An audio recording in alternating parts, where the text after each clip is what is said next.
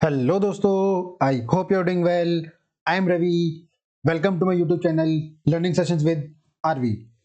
आज के सेशन में हम लोग डिस्कस करेंगे एमएमपीसी 002 के इंपॉर्टेंट क्वेश्चंस यूनिट 3 के। यूनिट 3 में हमारे कवर होता है कंट्रोलिंग, जो कि हमारा फिफ्थ फंक्शन है मैनेजमेंट का। ऑलरेडी हम बाकी कवर कर चुके हैं यूनिट 2 के अंदर लास्ट वीडियो में। उसके बाद यहाँ पे मोटिवेशन एंड लीडरशिप और नेक्स्ट चैप्टर जो हमारा है डिसीजन मेकिंग। तो ये तीन चैप्टर जो यूनिट 3 के अंदर आते हैं, उसमें इंपॉर्टेंट क्वेश्चन जो आपके एग्जाम में आए हुए हैं और जो आ सकते हैं। तो चलिए स्टार्ट करते हैं आज का सेशन। ये सारे पांचों क्वेश्चन आपके कंट्रोलिंग के ऊपर हैं, अच्छे से कवर कर लेना। कंट्रोलिंग से कोई क्वेश्चन आएगा तो मोस्ट प्रोबेबली वो इन्हीं 5 क्वेश्चंस में से आएगा। घुमा फिरा के यही टॉपिक्स पूछे जाने वाले हैं। पहला है आपका what is controlling, discuss its importance. बहुत इजी क्वेश्चन है, अगर आपने ये पढ़ा भी नहीं होगा तो भी आप इसका अच्छे से आंसर लिख सकते हैं, ठीक है। लेकिन वो मत करना, पढ़ के जाना, ठीक है। क्योंकि आप पढ़ के जाओगे तो आपका लिखने के लिए मटेरियल ज्यादा होगा, और बुकिश लैंग्वेज जितनी ज्यादा लिखोगे मार्क्स अच्छे आने के चांसेस इतने ही ज्यादा होते हैं, ठीक है। जैसे मैंने आपको पहले भी वीडियो में समझाया है कि किस तरीके से आंसर लिखना है। अगर ये आता है तो एक पेज पहले आपको कंट्रोलिंग के ऊपर ही लिखना है, कि थोड़ा बहुत कंट्रोलिंग समझाया, फिर एक अच्छे से किसी अच्छे राइटर का कंट्रोलिंग की डेफिनेशन लिख दिया, उनका नाम नीचे लिख दिया, मेंशन कर दिया, फिर थोड़ा सा और एक्सप्लेनेशन किया और एक पेज पे सिर्फ कंट्रोलिंग समझाया। फिर नेक्स्ट पेज से आपने इंपॉर्टेंस ऑफ कंट्रोलिंग स्टार्ट करनी है, जिसमें आप लिख सकते हो कि अगर आप कंट्रोलिंग फंक्शन को अच्छे से इंप्लीमेंट करते हो तो आपके एरर करने के चांसेस कम हो जाते हैं। रेंज ऑफ डेविएशन, गलती करने के जो रेंज होती है वो चांसेस होते हैं वो कम हो जाती है, ठीक है।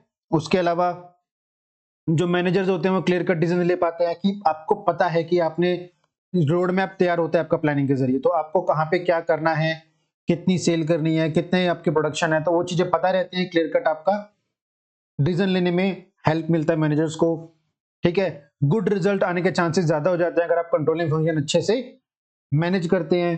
और साथ ही साथ आपका जितना अच्छा आप कंट्रोलिंग फंक्शन को परफॉर्म करोगे तो आपका प्लानिंग जो है उतना इफेक्टिव और मीनिंगफुल रहेगा, ठीक है। तो जितना अच्छा आप कंट्रोलिंग फंक्शन करोगे उतना ही अच्छा आपका मैनेजमेंट का जो प्रोसेस है पूरा। आप खुद सोचो, आपने प्लानिंग किया, बहुत अच्छा प्लान बनाया, उसके हिसाब से चीजें ऑर्गेनाइज की, फिर स्टाफिंग की, डायरेक्टिंग की, लेकिन आपने कंट्रोलिंग ही नहीं की, तो ये सारे फंक्शन आपके खराब हो जाएंगे।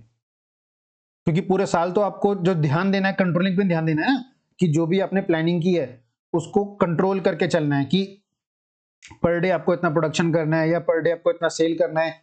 तो वो ध्यान रखना है कि कितना हमारा टारगेट था, हम कितना अचीव कर रहे हैं, कितना डेविएशन आ रहा है, मतलब जो हमारे एक्चुअल प्लान्स हैं उसके मुकाबले कितना हमें पॉजिटिव में आ रहा है, नेगेटिव में आ रहा है। अगर नेगेटिव में आ रहा है तो कितना डेविएशन है, कितना डिफरेंस है। जो डिफरेंस है उसका सबसे एक्शन टाइमली लेना, ताकि हम अपने टारगेट जो हमने प्लान किया है वो अचीव कर पाए। अगर हम कंट्रोलिंग फंक्शन ढंग से परफॉर्म नहीं करेंगे तो हमारा प्लानिंग, ऑर्गेनाइजिंग, स्टाफिंग, डायरेक्टिंग सब वेस्ट हो जाएगा।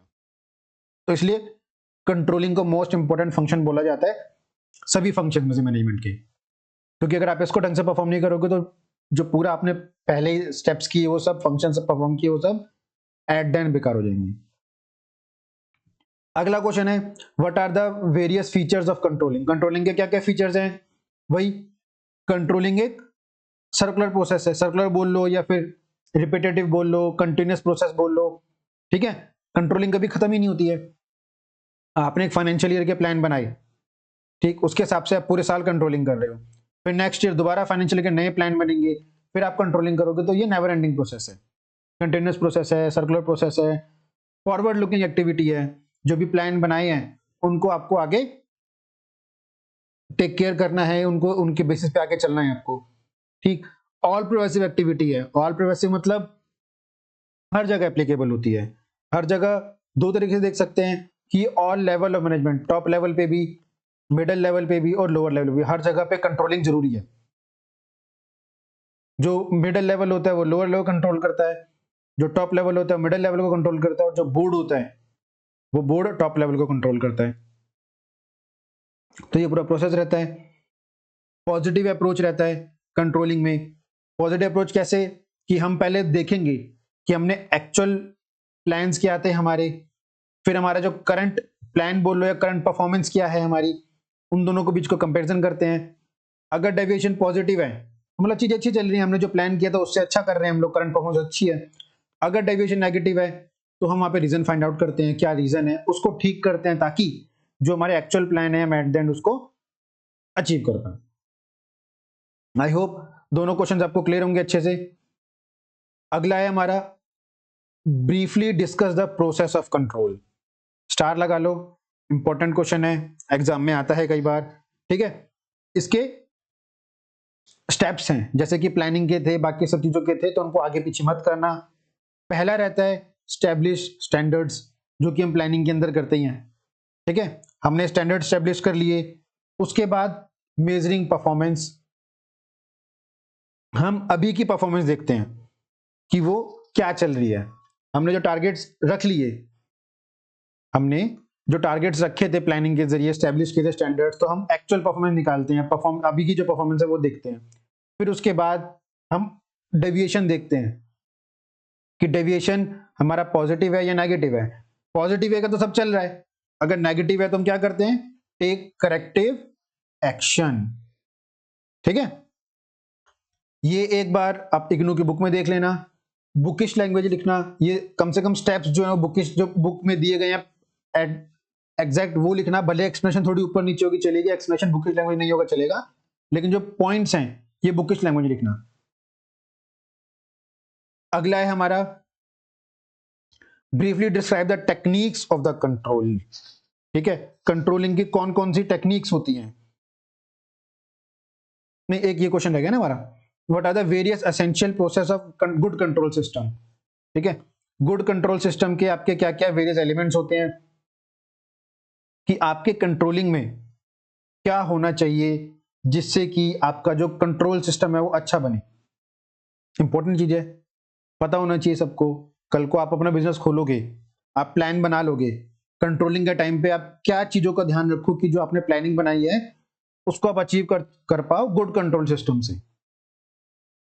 पहली चीज, आप फ्लेक्सिबिलिटी रख सकते हो, रिजिड नहीं होना है कि अब ये अगर दिन में 100 यूनिट करने हैं तो करके ही घर जाना है, उसके बिना घर नहीं जाएगा कोई भी एम्प्लॉय।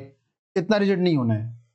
ये देखो कि हम क्यों नहीं कर पा रहे हैं, कि मशीनरी ढंग से परफॉर्म नहीं कर रही है, या जो आपके एम्प्लॉयज हैं, जो वर्कर्स हैं, वो किसी और एक्टिविटी में अपना टाइम ज्यादा वेस्ट कर रहे हैं, तो उन्हीं वर्किंग आवर्स में चीजों को कैसे इंप्रूव कर सकते हैं, तो वो तरीका होना चाहिए। ठीक है, चीजों को थोड़ा फ्लेक्सिबल रखना होता है। इनबिल्ड मैकेनिज्म होना चाहिए आपके ऑर्गेनाइजेशन के अंदर की, ताकि आपका कंट्रोल सिस्टम अच्छा रहे। फॉरवर्ड लुकिंग कंट्रोल सिस्टम होना चाहिए। ठीक है, a good control system should be able to pinpoint, वो गलतियों को, डेविएशन को पिन पॉइंट करना, उन्हें पता होना चाहिए कि गलती कहाँ हो रही है और किस चीज को इंप्रूव करने से जो हमारा टारगेट है हम अचीव कर सकते हैं। Control system should be affordable within the reach of the organisation.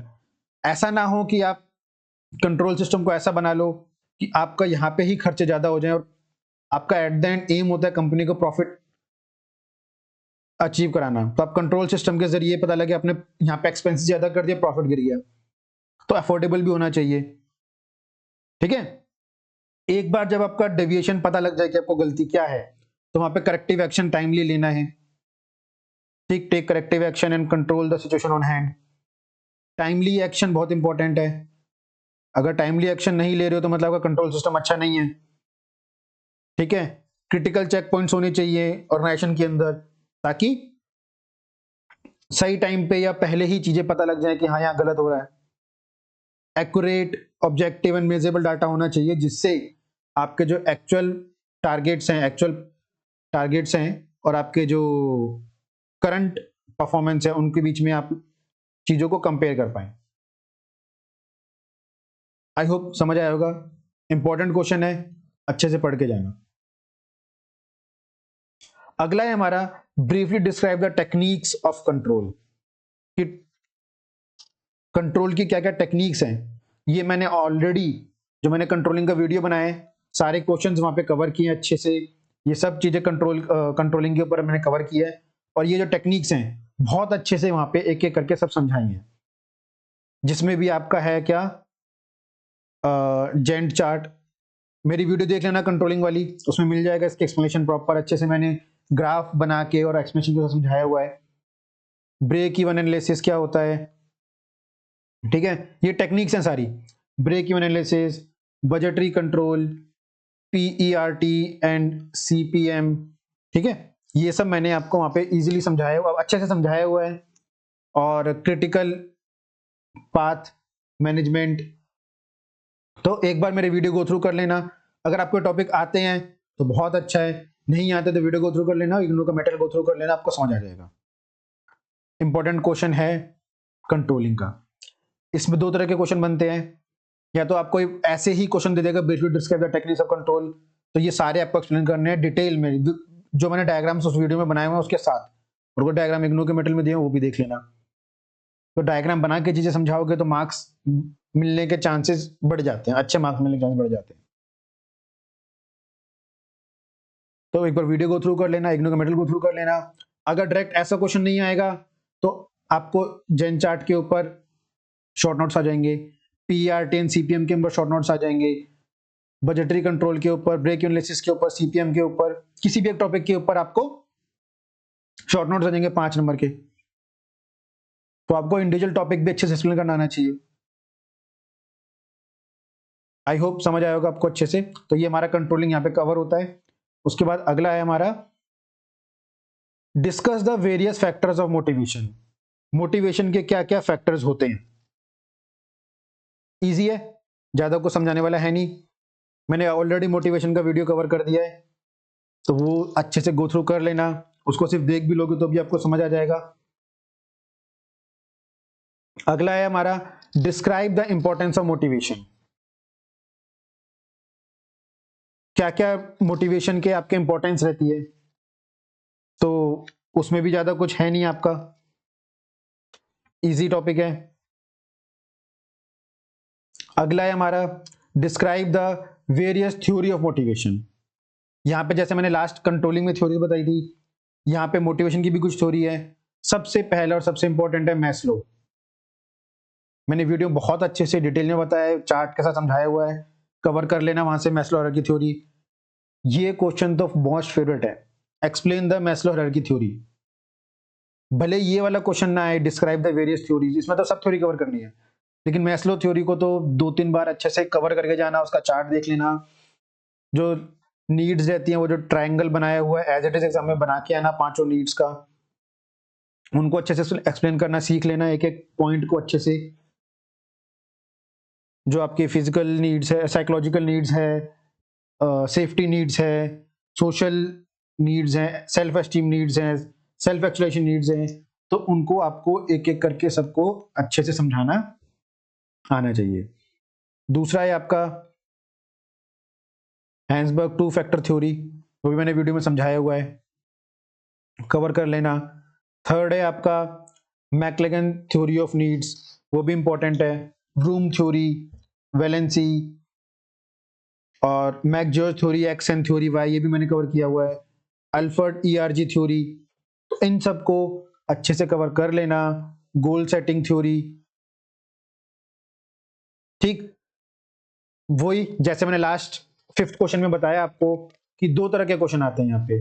इन 2 तरह के, या तो सिंपल दे देंगे कि आप सारी थ्योरीज एक्सप्लेन करो, ठीक, तो यहाँ पे थ्योरीज बहुत सारी आती हैं, तो ये क्वेश्चन डायरेक्ट ऐसे आना चांसेस कम है। तो चांसेस किस चीज के हैं कि या तो मैस्लो हायरार्की थ्योरी पूछ लेंगे 10 नंबर में, ठीक, या बाकी किसी थ्योरी को शॉर्ट नोट्स में पूछ लेंगे, या क्या पता गोल सेटिंग थ्योरी पूछ लें आपको एक्सप्लेन करो अच्छे से, या हैंसबर्ग 2 फैक्टर थ्योरी एक्सप्लेन करो अच्छे से। तो दोनों तरह के क्वेश्चन आ सकते हैं, तो ये थ्योरीज को मिस मत करना, मोस्ट इंपॉर्टेंट टॉपिक है, चाहे वो मोटिवेशन की थ्योरीज हो, चाहे वो लीडरशिप की थ्योरी हो, चाहे कंट्रोलिंग की थ्योरी हो। आई होप आपको समझ आया होगा अच्छे से। अगला है describe the phases in decision making process. Decision making process के क्या क्या फेजेस होते हैं, इसके 3 फेजेस होते हैं। फेज 1 में आपका आता है रिकॉग्निशन, डायग्नोसिस। फेज 2 जो डेवलपमेंट फेज रहता है उसमें आपका आता है सर्च एंड डिजाइन। फेज 3 जो आपका सिलेक्शन रहता है उसमें आता है जजमेंट, एनालिसिस, बार्गेनिंग, ऑथराइजेशन। तो इस टॉपिक को कवर कर लेना, इंपॉर्टेंट टॉपिक है, ठीक है।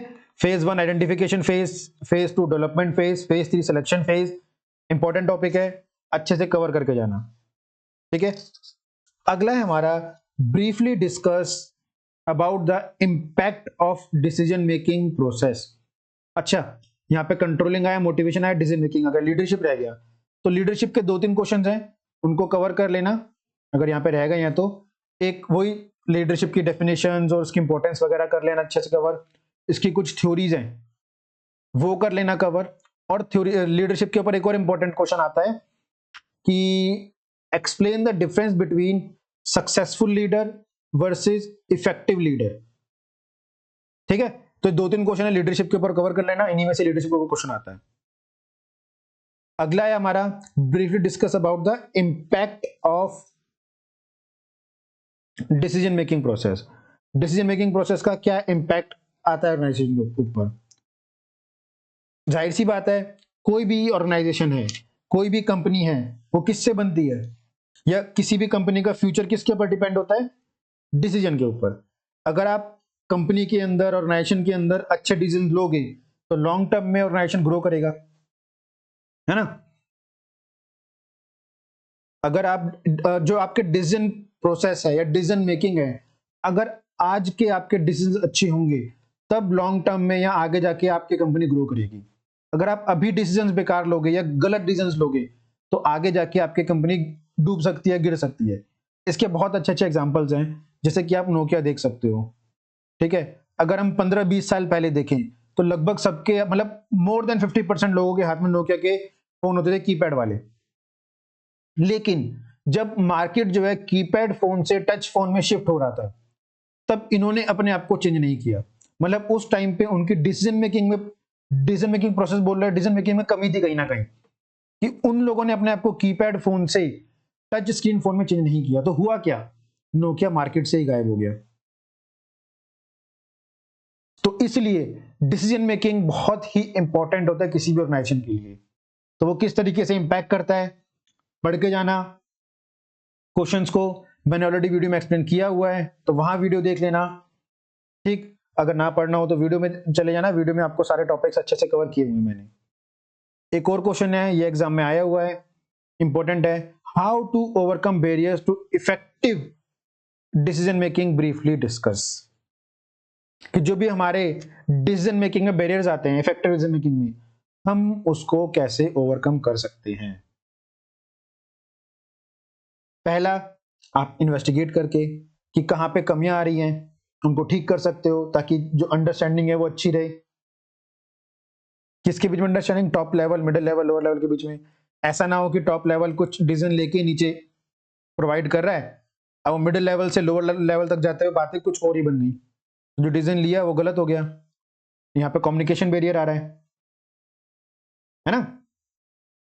इसी तरीके से जो भी आप सॉल्यूशन प्रोवाइड कर रहे हो वो इनोवेटिव होनी चाहिए, है ना।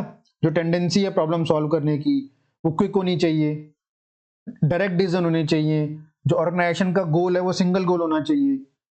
तो इस तरीके से आपके जो भी बैरियर्स हैं वो आपको ओवरकम करने हैं, किससे, इफेक्टिव डिसीजन मेकिंग से।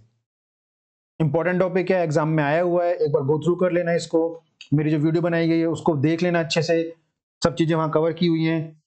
ठीक है, तो ये मेरा एक छोटा सा वीडियो था इंपॉर्टेंट क्वेश्चंस का, आपका यूनिट 3 का एमएमपीसी 001 का। आई होप आपको समझ आया होगा, इंपॉर्टेंट क्वेश्चंस आपको अच्छे लगे होंगे। और अगर अच्छे लगे हो तो वीडियो को लाइक कर देना, मेरे चैनल को सब्सक्राइब कर देना आगे आने वाली वीडियो के लिए। जल्दी मैं यूनिट 4 का वीडियो भी ले आऊंगा, जिससे आपका पूरा एमएमपीसी 001 कवर हो जाएगा, सारे इंपॉर्टेंट क्वेश्चंस का। तो अच्छे से अपना पढ़ाई तैयारी कंटिन्यू रखिए, और फिर भी कोई डाउट हो तो नीचे कमेंट्स में लिख देना, मैं उसके ऊपर अगर कोई ज्यादा बड़ा टॉपिक हो तो उसके ऊपर नई वीडियो ले आऊंगा topic wise. All the best for your exam, have a nice day.